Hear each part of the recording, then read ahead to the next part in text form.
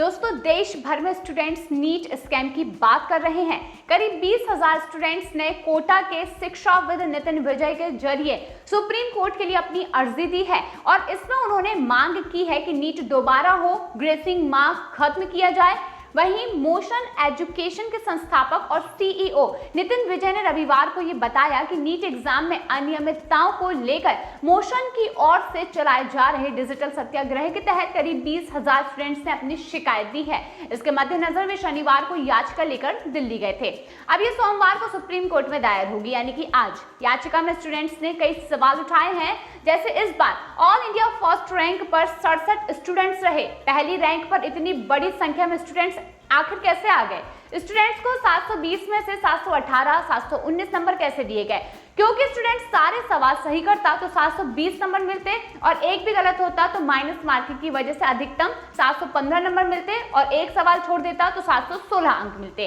NTA की तरफ से 14 जून को रिजल्ट जारी होने की संभावित डेट बताई गई थी, लेकिन 10 दिन पहले ही 4 जून की शाम को परिणाम जारी कर दिया गया। इसका क्या कारण हो सकता है? अब इस बार नीट की कट ऑफ बहुत अधिक है, यानी कि इसमें एक ही साल में 45 अंक का बढ़ोतरी देखने को मिली है और ये रिकॉर्ड है।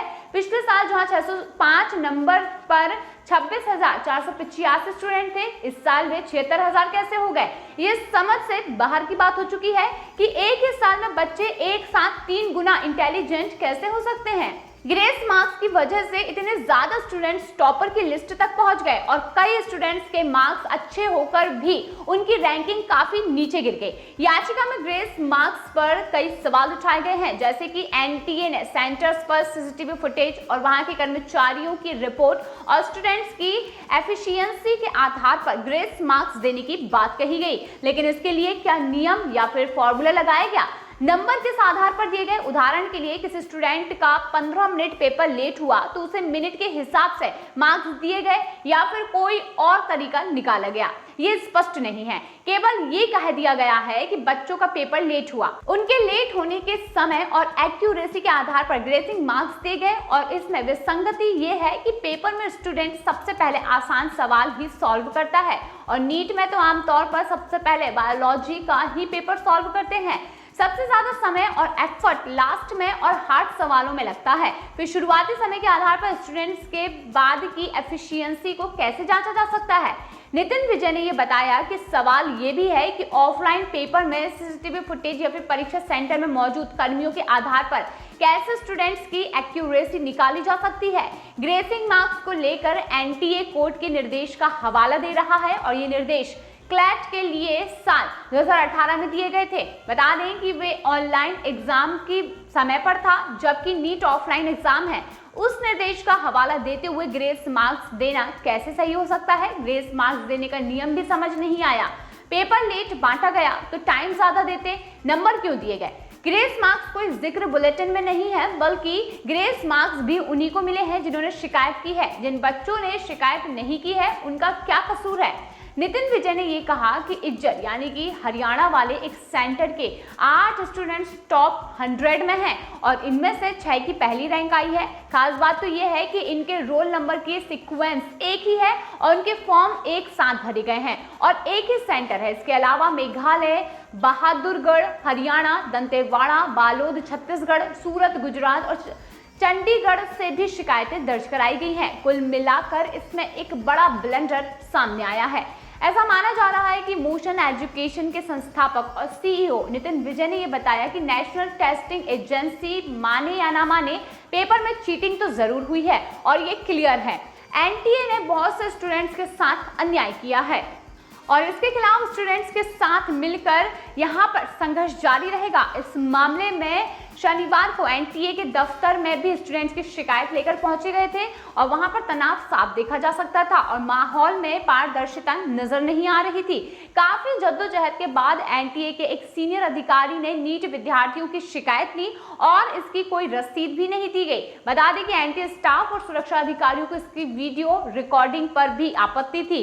वहां एक छात्रा अभिभावकों के साथ नजर आई, उसको मार्कशीट में 605 नंबर आए थे, जबकि उसका कहना यह था कि OMR OMR शीट में उसके 652 नंबर आ रहे थे। OMR शीट की PDF ऑनलाइन नजर नहीं आ रही है। इसके साथ ही एनटीए स्टाफ ये बता रहा था कि OMR शीट में आग लग गई, इसीलिए ऐसा हुआ। बाद में हंगामे जैसी स्थिति के बाद उसे OMR शीट दिखाई गई, लेकिन स्टाफ ने हमारी टीम को उससे बात नहीं करने दी। Supreme Court advocate Dinesh Jotwani का ये कहना है कि 2018 के कोर्ट के जिस फैसले के आधार पर एनटीए ने यह ग्रेस नंबर दिए हैं, उसमें ऊपर ये लिखा है कि मेडिकल और इंजीनियरिंग के मामले यह लागू नहीं होगा।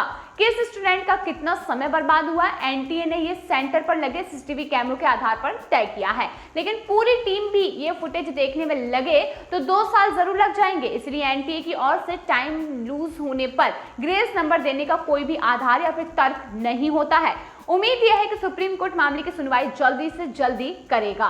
यानी कि दोस्तों यहाँ पर साफ है कि नीट की परीक्षा में काफी ज्यादा घोटाले हुए हैं, और जहां पर जिन स्टूडेंट्स ने बड़ी ही मेहनत करके इस पेपर और इस परीक्षा को पास किया है, उनके नंबर इतने कम क्यों आए हैं। और जो सोचने वाली बात है कि जिस तरीके से पासिंग मार्क्स होते हैं या फिर जिस तरीके से यहाँ पर कट ऑफ होता है, उसके हिसाब से तो मार्क्स आए ही नहीं है। तो नीट में जो नियम होते हैं उसका बिल्कुल अपोजिट जो काम हुए हैं, उसको देखते हुए ये फर्जीवाड़ा साफ तौर पर नजर आ रहा है।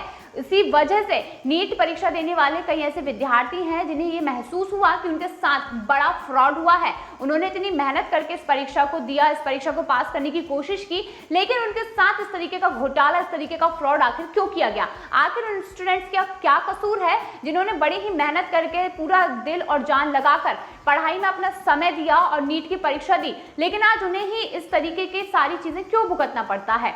तो दोस्तों, बच्चे बड़ी ही मेहनत से पढ़ाई करते हैं और अपना पूरा समय पढ़ाई में लगा देते हैं, लेकिन इस तरीके के जो घोटाले लगातार बार बार सामने आ रहे हैं, इसमें बच्चों का क्या कसूर होता है।